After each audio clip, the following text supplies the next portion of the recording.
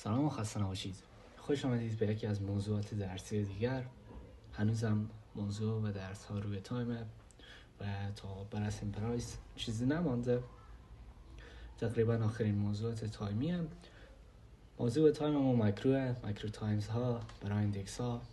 منظور از ایندکس ها US30، نستک، US500 یا کلا موضوعاتی که داخل ایندکس ها جریان داره.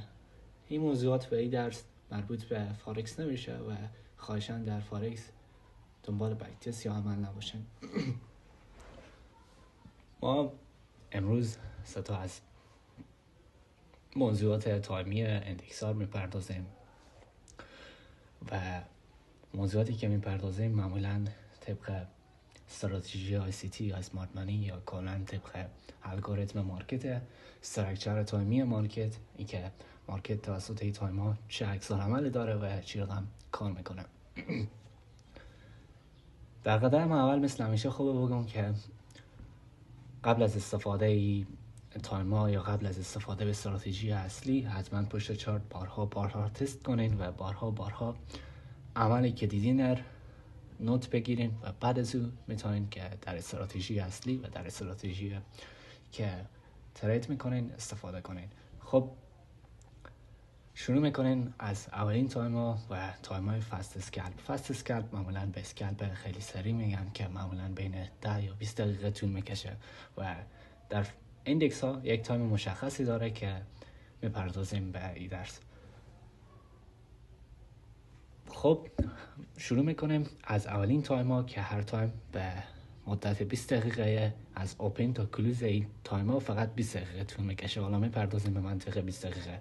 تایم اول از ساعت 8:50 تا 9:10، تایم دوم از ساعت 9:50 تا 10:10، تایم سوم از ساعت 10:50 تا 11:10، تایم چهارم از ساعت 11:50 تا 12:10.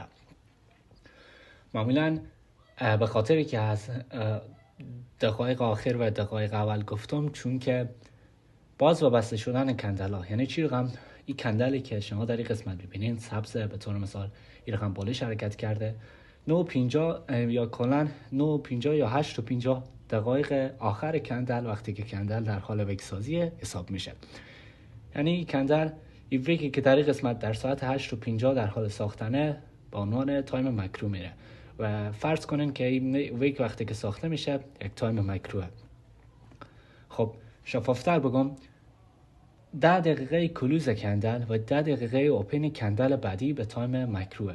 20 دقیقه اوپن و کلوز کندل. فکر کنین وقتی که کندل این رقم به سمت بالا حرکت میکنه در ساعت 8:52 یا 8:53 یک گپ یا یک آردر بلاک یا هر چیزی در این ویک میسازه. در ساعت فکر کنیم 9:02 9:03 وارد از این گپ ها میشه، وارد گپ یا آردر بلاک یا هر ریفرنسی که در این ویک یک ساعت ساخته وارد میشه و کندل به سمت پایین حرکت میکنه. حتی ممکنه کندل بالش بسته بشه یا کنم کندل سعودی باشه، ولی در 10 دقیقه اول به خاطر ویک سازی یا یکی از ریفرنس های کندل ممکنه به سمت پایین حرکت کنه و تریدرانی که به سمت به منظور فست اسکلپ ترید میکنن یا به منظور مایکرو ترید میکنن دنبال ترید ای ویکن که یا ویک کندل دوم. خب فکر کنم متوجه نشدین، واضح تر میگم. در دقیقه اوپن کلوز کندل اول ممکنه که یک ریفرنس یا یک اوردر بلاک یا هر چیزی درست کنه. در دقیقه اوپن کندل بعدی ممکنه که نزولی باشه به خاطر ساختن دوم به کندل یا به خاطر رفتن به رسپکت یک از ریفرنس های کندل یک ساعته قبلی. حتی ممکنه کندلی که نزولیه موقع کلوز بالش باشه ولی در 10 دقیقه اول نزولی باشه. پس به این خاطر و به این منظور تریدرهای فست اسکلپ به 10 دقیقه اول فقط ترید میکنن. ممکنه ریوارد 1.5 یا 2 یا بیشتر نده، ولی کسایی که فقط به این تایم ترید میکنن دنبال ریوارد 5 و 6 نیان. اونا استراتژی و سبک ناهمی رقم به 10 دقیقه یا 8 دقیقه یا کلا 5 دقیقه ترید طول میکشه. فقط و فقط دنبال مایکرو تایمان و مایکرو تایمان تایمان گفتیم 10 دقیقه کلوز کندل قبلی و 10 دقیقه اوپن کندل بعدی به عنوان یک مایکرو تایم میره. خب بعد از او میرسیم به 12 تا 1. 12 تا 1 انهای لنچ معمولا ولیم خاصی نداره و مارکت معمولا در این تایم دنبال رنج زدن یا اکیومولیشن کردنه و سمت خاصی حرکت نمیکنه. حالا به منظور توقف یا رفع خستگی مارکت یا کلا شما به هر دیدگاهی بگین به عنوان تایم چاشت نیویورک یا هر منظور دیگری، به عنوان هر چیزی که در ذهن شما میاد، یک منطق یا هر دلیلی، ولی خب 12 تا 1 تایمیه که مارکت در حال کنسولیدیشن یا اکیومولیشن. میرسیم به هور پاور، ساعت‌های قدرت. ساعت‌های قدرت معمولا در آخر روز ایندکس ها اتفاق میفته. منظور از آخر روز از ساعت 15 و ساعت 16. 2 ساعت اگر در ایندکس ها در پشت چارت حتما دیده باشین، در این زمان خیلی یک قدرت قوی مارکت داره و کندلایی که باز و بسته میشن یک قدرت قوی باز و بسته میشن و ولیم خاصی در این تایم ها وجود داره.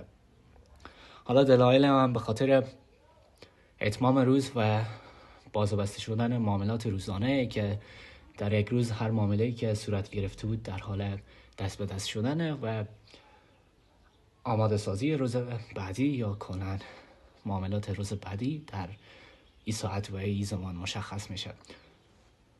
یکی از اساسی ترین تایم ها و اساسی ترین سبکا های سی تی سویت اسپاته که معمولا تایم شیرین برای معاملات یا معامله‌گران های سی تیه، کسایی که آی سی تی ترید میکنن یا کلاً اس ام سی.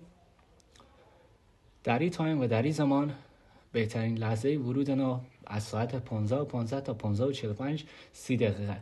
اونا در این 30 دقیقه دنبال گپ، آردر بلاک، بی پی آر، آتی، بریکر بلاک، فیبوناچی، هر موضوع ریفرنس دیگری که در آینده انشالله خواندین میگردن و کلا این 30 دقیقه برای اینا یک زون خوب به یک زون پلس برای ترید کردنه. از ساعت 15 تا 15:45 حتما در پلتفرمی که بک تست میگیرین تست کنین و ببینین واکنش چارت که چارت چه واکنشی داده به این تایم ها و چی رقم عمل میکنه. بعد از او به استراتژی اصلی عمل کنین. خب این بود از درس مکرو و تا زمانی که در پشت چارت یک موضوع دیگری هم ارائه کنین شما رو به خودم اسپاریم و فکر کنین که آخرین موضوع تایمی ما مکرو باشه. خداحافظ شما.